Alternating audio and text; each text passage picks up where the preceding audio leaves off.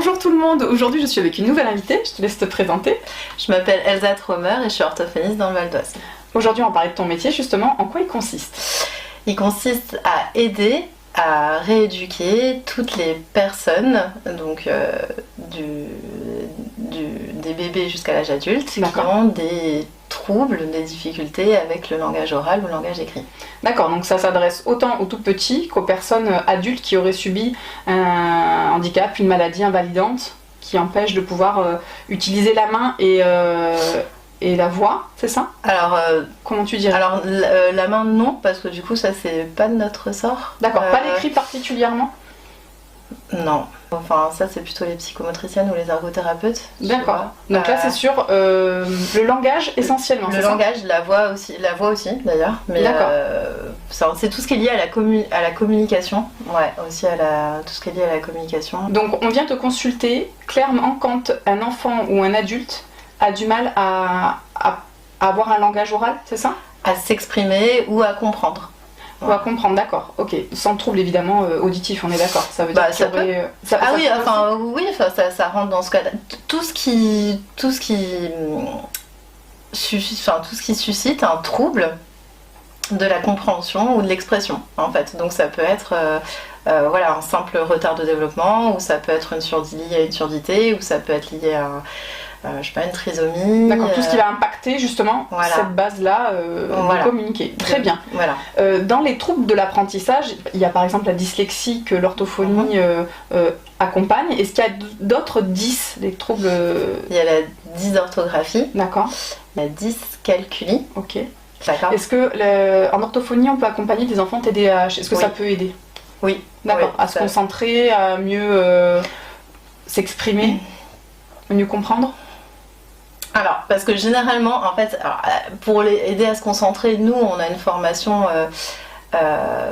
qui nous permet d'accompagner, de rééduquer les fonctions cognitives. Oui. Les fonctions cognitives qui incluent l'attention, en fait, et les fonctions exécutives. Bon, c'est un peu technique, mais bon, voilà. Donc, on peut accompagner le patient là-dessus.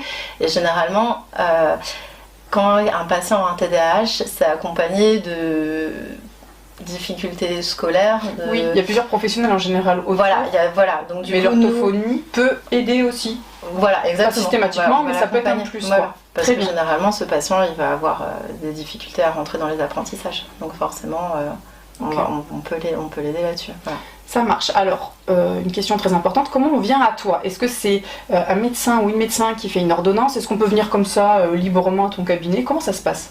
Alors, il faut de toute façon une ordonnance, donc, parce que c'est pris en charge à 100%. Bonne nouvelle. Quand on a une mutuelle, bien sûr, c'est remboursé 100% par la Sécu, et quand il n'y a pas de dépassement aussi. Je sais qu'à Paris, il y en a qui font quelques dépassements. Oui, ça c'est propre à chaque cabinet. Souvent, c'est l'école qui oriente, ou les parents qui s'interpellent, voilà. Ou, je veux dire, dans le cas d'adultes, par exemple, là, c'est plutôt dans un protocole médical. Oui. Là, c'est orienté par un médecin. Mais quand ça concerne les enfants, c'est plutôt soit l'école, soit les patients. Oui, c'est eux qui sont un petit peu les alertes qui vont chez le médecin qui, lui, prescrit l'ordonnance. Voilà, c'est ça. Pour venir te voir. Il y a des petites étapes quand même, voilà, ça se fait pas. Voilà, il faut quand même un médecin, mais c'est pas le médecin qui sera à l'initiative de la rééducation. Oui, parce que le médecin, il voit l'enfant une fois tous les 2-3 mois, 1 an. Donc évidemment, il n'a pas cette lecture-là. Très bien. En moyenne, là je sens que tu vas me dire, ça dépend des gens, combien de séances il faut en moyenne de ce que tu en observes pour avoir un début de résultat d'autonomie, d'amélioration? Comment tu pourrais situer ça? Une dizaine, quinzaine de séances? En moyenne, je dis pas pour chaque problématique. Non, c'est beaucoup plus long. C'est beaucoup plus long, c'est une prescription, elle vaut pour entre 50 et 100 séances selon le trouble du patient. Si par exemple un patient il a un trouble, par exemple un TSA ou trisomie, ou même une autre forme de trouble génétique, quelque chose comme ça, c'est pour 100 séances. Si c'est pour une dyslexie ou un retard de développement, c'est pour 50 séances, et généralement c'est renouvelé. Oui, parce qu'en fait, généralement, les troubles des patients qu'on voit, c'est pas curable.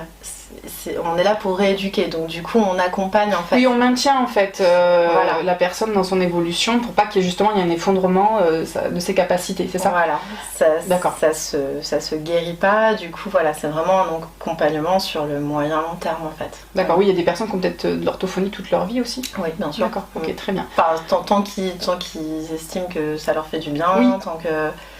Enfin, je sais pas. Moi, je sais qu'il y a plusieurs écoles. Voilà, il y a des orthophonistes qui aiment bien arrêter au bout d'un certain temps. Enfin voilà, se dire voilà, au bout de 50, 100 séances. Je sais que moi, il y a des patients que je suis depuis des années qui sont très assidus, à qui ça fait du bien, enfin pour plusieurs raisons, enfin et pour lesquelles c'est complètement justifié l'orthophonie. Enfin voilà, donc Oui, mais ça laisse une perception aux gens de savoir un petit peu comment ça peut s'articuler justement.